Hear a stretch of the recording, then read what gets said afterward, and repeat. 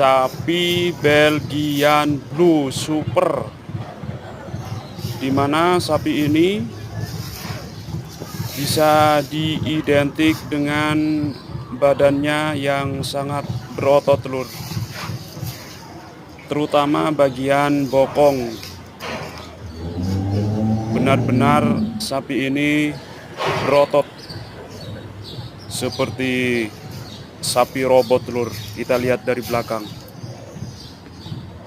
Jos lur.